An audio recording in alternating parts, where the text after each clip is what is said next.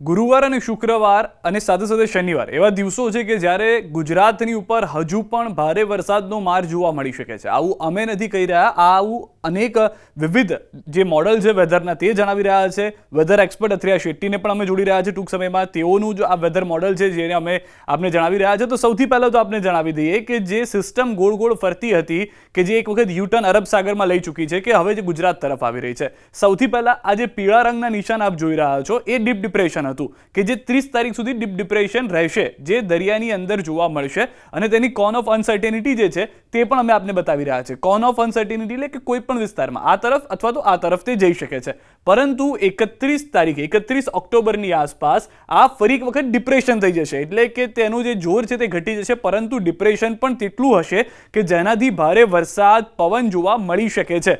અથિયાને જોડી રહ્યા છે, તેઓ પણ અમને જણાવશે. પરંતુ એની સાથે આપ જુઓ કે જે લેન્ડફોલ પહેલા મુંબઈ અને સુરતની વચ્ચે થવાનો હતો અથવા દક્ષિણ ગુજરાત અને ઉત્તર મહારાષ્ટ્રની વચ્ચે થવાનો હતો, તે લેન્ડફોલ હવે ગુજરાત ઉપર જ થશે. હવે એ જોવાનું છે કે દક્ષિણ સૌરાષ્ટ્રમાં થાય છે કે દક્ષિણ ગુજરાતમાં થાય છે, કયા વિસ્તાર પર જઈને થાય છે. પરંતુ આ આખો રૂટ જે છે તે પ્રમાણે ડિપ્રેશન 31 તારીખની આસપાસ અથવા તો 1 નવેમ્બરની આસપાસ જઈ અને સીધું હિટ કરશે ગુજરાતના જ કેટલાક વિસ્તારો પર. અને આસપાસનો આ જે લીલો ભાગ જોઈ રહ્યા છો તે કોન ઓફ અનસર્ટેનિટી છે, એટલે કે આ જે અત્યારના નિર્ધારિત રૂટ છે તે અહીંયા સુધીનો હતો. હવે 31 તારીખે આ રૂટ આગળ જઈ અને દક્ષિણ સૌરાષ્ટ્ર અથવા તો દક્ષિણ ગુજરાતમાં જઈને ટકરાઈ શકે છે. અને તેને લઈને શું પરિસ્થિતિ હોય તે પણ અમે જાણવાનો પ્રયાસ કરીશું. કયા કયા વિસ્તારો જે છે તેને લઈને પણ વાત કરી લઈએ. તો ગુજરાતના નકશામાં જે રીતે મેં આપને પહેલાં જણાવ્યું કે જે રૂટ હતો જે ડિપ્રેશનનો અને ડિપ્રેશનનો તે આવી રહ્યો છે અહીંયા આગળ, એટલે કે દક્ષિણ ગુજરાત અને દક્ષિણ સૌરાષ્ટ્રના જે વિસ્તારો છે તેને હિટ કરવાનો છે.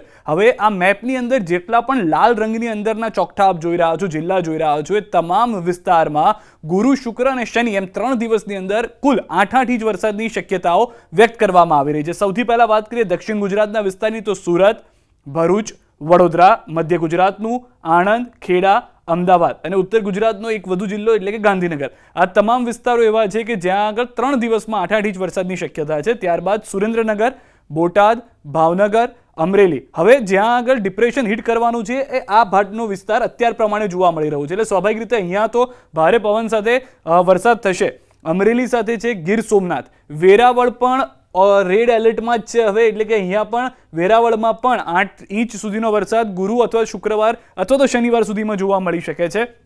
રાજકોટ, પોરબંદરમાં પણ તે પરિસ્થિતિ છે ને જે રીતે અથિયાએ હમણાં પણ કીધું કે શક્યતાઓ છે કે જો તે ફંટાય છે તો દ્વારકા અને જામનગરને પણ અસર થઈ શકે છે, જે ભલે હાલમાં યલો એલર્ટ પર છે, પરંતુ જ્યારે આટલા વિસ્તારની અંદર રેડ એલર્ટ છે તો આસપાસના વિસ્તારમાં તેની અસર જોવા મળી શકે છે, એટલે કે જામનગર, દ્વારકા પણ તેની ચપેટમાં આવી શકે છે.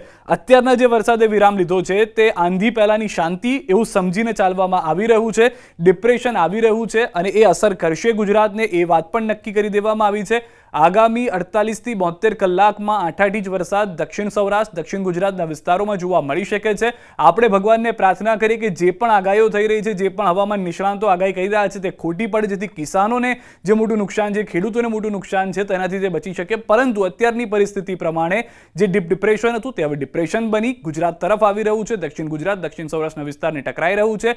વેસ્ટર્ન ડિસ્ટર્બન્સ કે જે ઉત્તર ભારતમાં છે તે તેને ખેંચીને અહીંયા લાવી રહ્યું છે અને જેના કારણે આ પરિસ્થિતિનું નિર્માણ શનિવાર સુધી જોવા મળી શકે છે.